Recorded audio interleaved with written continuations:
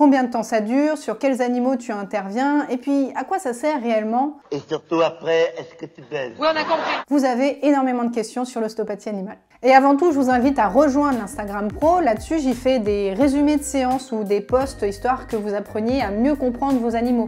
Du style, pourquoi mon chien n'arrive plus à monter les escaliers. Je me suis dit que ce serait intéressant de vous décrire comment se déroule une séance d'ostéopathie. Mais avant ça, vaut mieux que je vous définisse ce que c'est. L'ostéopathie, c'est une thérapie qui est exclusivement manuelle, c'est-à-dire qu'on n'utilise que nos mains. Et notre rôle, c'est de prévenir, diagnostiquer et de traiter les dysfonctions du corps. Ça peut aller du chien qui revient boiteux de balade, ou du cheval de course qui a mal aux épaules et qui ne gagne plus les courses pour le coup, ou du chat qui est en arthrose chronique. L'approche, elle est dite systémique, c'est-à-dire que c'est pas parce qu'on nous appelle pour un cheval qui a mal au dos qu'on va aller traiter le dos. Nous, on prend le corps dans son ensemble, donc peut-être qu'on ira traiter le bassin pour aller soulager le dos. Et d'ailleurs, on ne manipule pas que les os, on a aussi une action sur les tissus mous, donc les viscères, les tendons, les muscles, les ligaments. On va passer sur les motifs de consultation parce que c'est un sujet extrêmement vaste, je pourrais vous en faire une vidéo à part entière du style quand faire appel à un ostéo pour mon animal. Si ça vous intéresse, mettez-le en commentaire. La première étape d'une séance d'ostéo, c'est la prise de rendez-vous. Ça a l'air tout con, mais c'est super important. Parce que des fois, le propriétaire, il ne se rend pas forcément compte de l'état de son animal. Par exemple, véridique, hein, j'ai déjà eu cet appel-là, une dame va m'appeler pour son chat et elle dit qu'il n'a rien de spécial.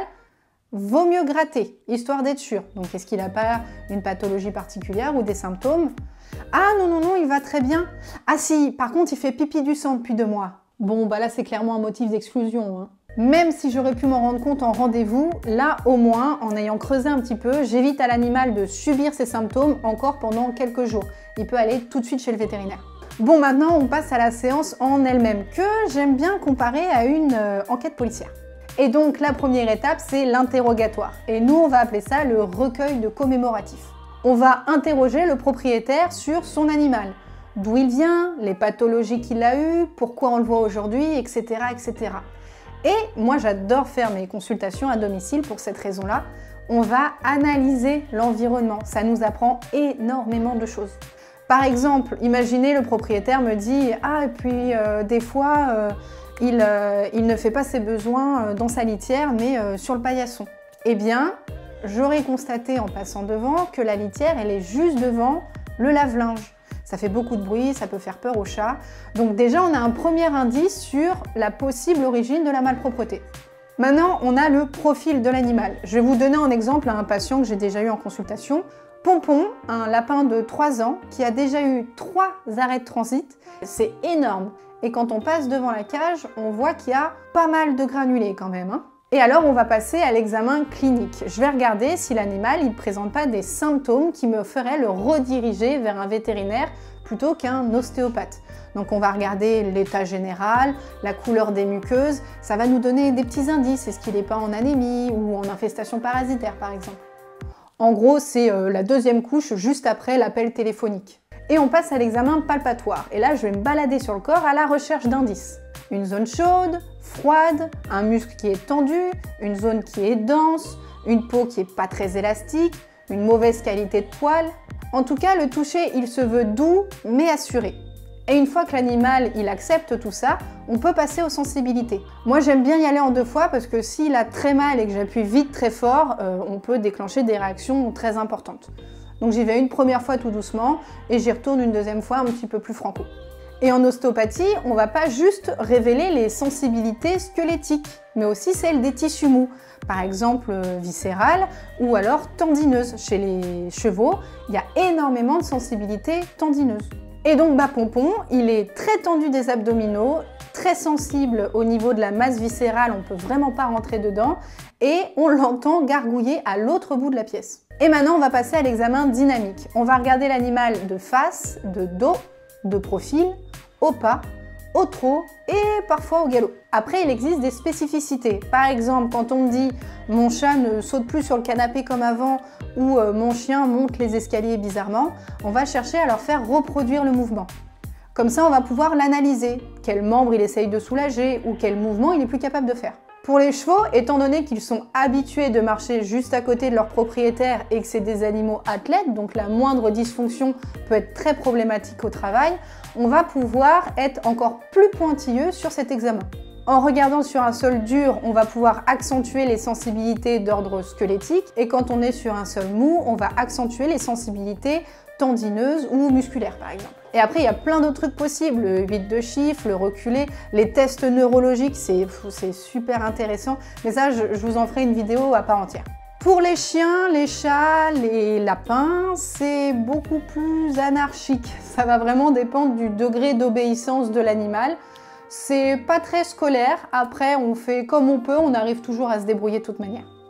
Et donc, on en revient à notre pompon. Lui, pour un lapin de 3 ans, il est plutôt amorphe, il bouge pas beaucoup et surtout, il a le dos complètement voussé, en flexion. Et ça, on peut directement le mettre en lien avec ses douleurs abdominales. L'étape d'après, c'est les testings. On va tester la mobilité des structures du corps. Par exemple, ma nuque, là, elle va bien à gauche et elle va pas bien à droite. J'ai une restriction de mobilité à droite. Mais en ostéopathie, on ne va pas faire que les articulations. On peut aussi tester la mobilité des os du crâne ou la mobilité des viscères par exemple. Et on va pouvoir faire des liens avec tout ce qu'on a eu avant en commémoratif, palpatoire, dynamique et avec nos connaissances, anatomie, pathologie, neurologie, etc., etc. Et on va pouvoir faire ce qu'on appelle un schéma lésionnel. En gros, pompon, il est bloqué ici et ici, ça lui fait des douleurs ici et nous on va manipuler tout ça et il ira beaucoup mieux. Et donc, pompon, il a entre autres une lombaire qui est bien bloquée. Et justement, des lombaires sortent les nerfs qui innervent les abdominaux et la sphère viscérale. Donc, il a tout à gagner à ce qu'on soulage cette lombaire. Et on passe enfin aux manipulations. Du viscéral, du structurel, du myotensif, du tissulaire. On va choisir, suivant le profil de l'animal, le type de dysfonction et nos propres affinités à ces techniques. Pour ce qui est de pompon, j'ai décidé de traiter la lombaire en tissulaire, c'est une méthode qui est très douce, et après de partir sur le système digestif pour supprimer les sensibilités. Et enfin, il y a la rédaction du compte-rendu où on va expliquer tout ce qui s'est passé. Moi, ça me sert pour expliquer au propriétaire comment fonctionne son animal, ce qu'il avait et comment je l'ai traité, et ça me permet aussi de garder une trace de ce que j'ai fait pour la prochaine fois. Et sur cette fiche, pour moi, il y a une partie qui est très importante, rééducation et conseil. Conseil, par exemple, c'est quand je vais constater que les dents du cheval nécessiteraient un limage, je vais donc conseiller d'aller voir le dentiste. Ou par exemple, si je traite un vieux chien qui a une tonicité musculaire moins importante et qui glisse un petit peu sur le carrelage, je vais proposer de mettre des tapis dans l'environnement du chien pour lui donner plus de grippe et l'encourager à marcher plutôt que rester dans son panier car il sait qu'il va glisser sur le carrelage. Et pour Pompon, le conseil numéro 1, c'était de changer complètement son alimentation. Passer au foin à volonté, beaucoup moins de granulés et plus de légumes. Et après les conseils vient la rééducation. Généralement, on demande à ce que l'animal se repose quelques jours. Ça sera embêtant qu'un cheval renquille 1,30 m dès le lendemain. Et après, on peut faire ce qu'on appelle un protocole de rééducation, où on va proposer une période de repos et des exercices spécifiques qui vont pouvoir rééduquer les zones qu'on a traitées. Ça se fait beaucoup avec les chevaux. Par exemple, la première remise au travail, moi j'aime bien que ça soit un travail à pied. Comme ça, le cheval n'a pas le poids du cavalier sur son dos. Et après, je vais proposer des exercices qui vont rééduquer telle ou telle zone, celle qu'on aura manipulée. Généralement, une séance, ça dure entre 45 minutes et 1 heure, mais étant donné que je suis une grosse pipelette, pour le moment, ça dure un petit peu plus longtemps, mais je suis en train de travailler dessus. Faut prévenir les proprios que l'animal risque d'être un peu groggy suite à la séance le jour même, voire des fois un peu courbaturé le lendemain. Mais c'est pas valable tout le temps. Par exemple, Pompon, le fait de lui avoir enlevé ses sensibilités au niveau de la sphère digestive, ça fait que quand on l'a posé par terre après la séance, il a fait des bonds partout, il arrêtait pas de courir, il avait repris énormément d'énergie. Mais faut prévenir le propriétaire, si vous adaptez pas l'alimentation, dès demain, il aura mal au ventre. Ah oui, puis il faut aussi dire quand est-ce qu'on veut le revoir. Dans 1 mois, dans 4 mois, dans 6 mois, dans 1 an... Bref, vous l'aurez compris, l'ostéopathie, ça intéresse vraiment tous les animaux. Les chiens, les chats, les chevaux, les lapins. J'adore les lapins.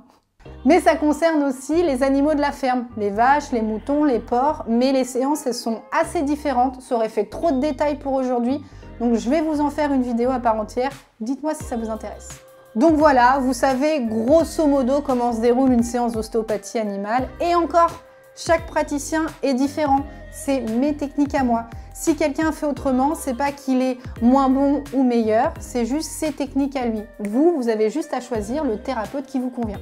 J'espère que j'ai répondu à vos interrogations, mais que vous êtes encore un petit peu curieux et que vous avez des questions ou des idées de prochaines vidéos. Je vous laisse mettre tout ça en commentaire. Et puis dites-moi si celle-ci vous l'avez appréciée. Si ce n'est pas déjà fait, je vous laisse vous abonner à la chaîne et surtout activer la cloche. Vous pouvez rejoindre l'Insta ou de la chaîne YouTube ou le Pro. Et puis moi je vous dis à la prochaine.